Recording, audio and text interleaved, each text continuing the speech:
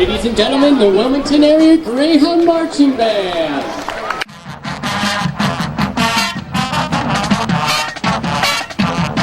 It's hard to believe when I first met the members of this year's Greyhound Marching Band just 3 months before this performance, the wide-eyed, excited, and sometimes frustrated members were still learning their routines and music at band camp. In this short time, those same students are stepping onto the field showing discipline while entertaining the crowd with a flawless show. But what is it about New Wilmington that makes them have great marching bands year after year? Being a member of it when I was in high school myself, I will show you what makes this band from New Wilmington, Pennsylvania, one of the best in the area.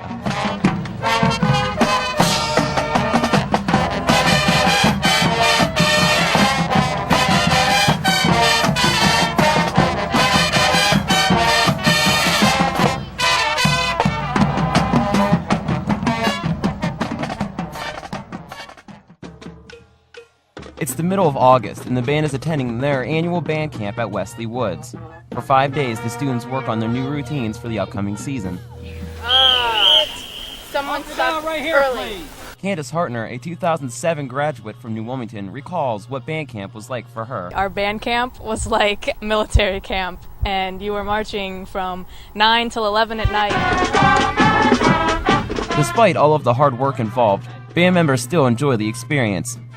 Senior clarinet player at New Wilmington, Brian Ishii, tells us how he feels about band camp. It's one of the high points of my summer, that's for sure. It's like I do enjoy how much fun it is, and I do think it's really vital because it like dominates the first several weeks of the school year too. Graduate of New Wilmington and music education major out of Youngstown State University, Greg Moose, says the band camp program at New Wilmington is like no other. Since I've graduated from Wilmington, I've had the opportunity to work at other schools and to see what their band camps are like. I worked for West Middlesex for one summer. I worked at Salem High School in Salem, Ohio, and their band camp was actually at the school, and the amount of time that they put in a day, I think it was like 8 o'clock in the morning until 2 in the afternoon. So it wasn't an all-day thing like band camp for Wilmington was, but they would meet for 2 or 3 weeks instead of doing it away for a whole week. The benefit of going away to band camp at Wesley Woods, in hindsight for me, was you were surrounded by all your friends who were in band, and you got to get really close with the people that you were friends with, as well as there was just, you're just surrounded by music all the time because you're away at band camp. That's why you're there for marching band. And it takes away distractions of having to, being able to go home in the evening and play video games or get distracted on the computer or be doing something else.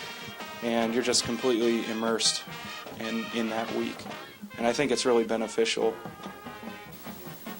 They actually get to march on a grass field, and several of the other schools that I've been to their band camps, a couple schools were marching on pavement on blacktop that they had to paint lines on blacktop for them to rehearse.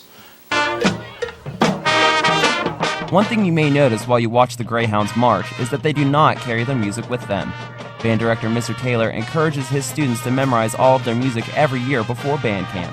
Those who do are rewarded with free time at band camp, while those who do not have their music memorized have to practice even more. We always had our music memorized, and we never carried it with us, and that just made us look way more professional than the other bands that had to carry around their music. Between that and the fact that he wants our music memorized, I think because a lot of schools don't require that, I think that actually it kind of gets a better understanding of the music. You can do bad. What can you do better next time?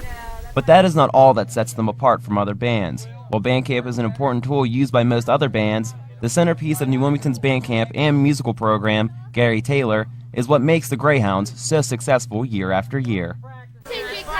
Oh, he's been awesome. Him and I are our relationship is probably more than just student-teacher. He's a really cool guy. He gets to know everyone individually. Like, since the time you sign up for band, he gets to know you individually, and he doesn't judge you. He's one of those band directors that he knows everything about everyone. You can talk to him. So it's one thing that you can tell him something and it's not awkward. Yeah. What did I do wrong? You weren't tight. You got to pick up your feet more. Point your toes. That's it? Yeah? You're just a little sloppy. You just don't know it enough to make it Yeah, I'm tight. concentrating on trying to do all the moves. Yeah, you're picking up fast. Yeah. How about the songs? Do you remember the songs? I remember the song that you can't remember at the same time yet. Sorry, Mom. But when you're standing still, hammerhead, Yeah. come back to you. Coming back. Good for you.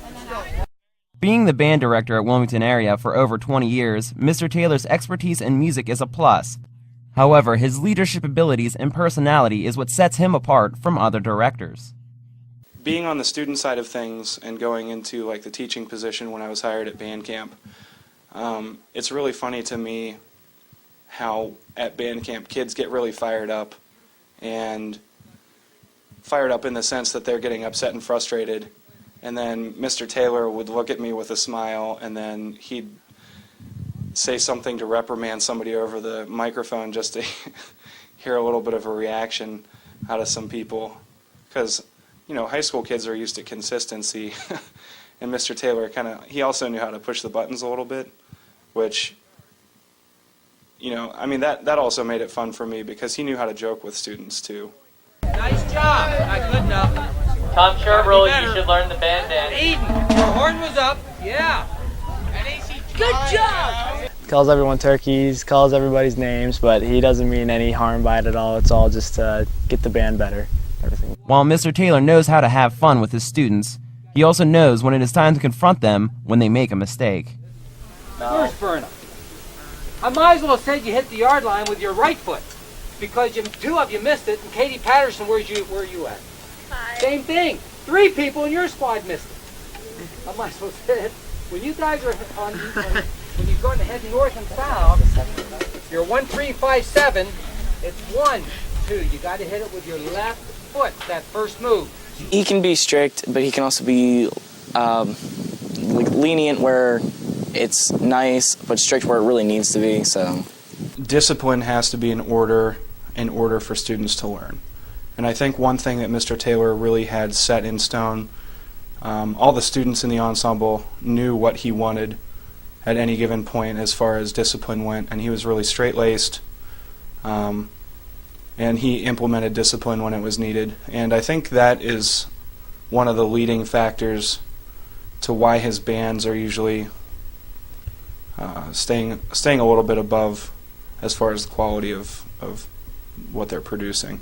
I don't mean to come down hard. I don't want that to come out that way. You worked hard, you made a lot of improvements, but those are the little things that's going to make a huge difference when the audience sees that from the grandstands on Friday. True? Yeah. Nice job, you worked hard. Mr. Taylor pushes all of his students to be the best musicians they can be.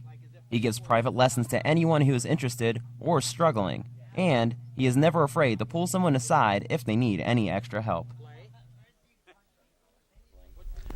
He will spend more time with them. People that aren't struggling, I mean, if they're just keeping up to par, then he'll still work with them and everything. But people that he notices that are struggling, he will provide extra help for them, and he'll get them up to par with everybody else. He pulls them aside. He doesn't usually get angry.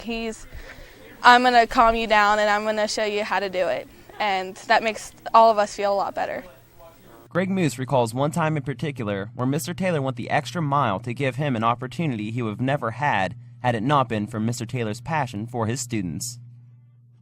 Susquehanna University had an honors band festival, and Susquehanna is about 4.5 hour drive from New Wilmington. So I have no idea why or how he knew about that honors band, but I was in that for 3 years, and I remember, I think it was just me and him. He had to take a van out.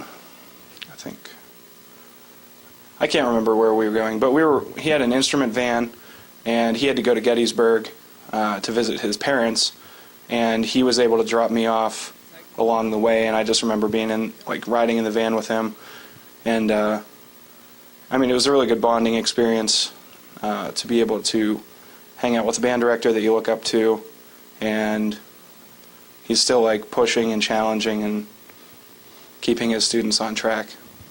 Mr. Taylor's devotion and drive influence his students to be the best they can be year after year.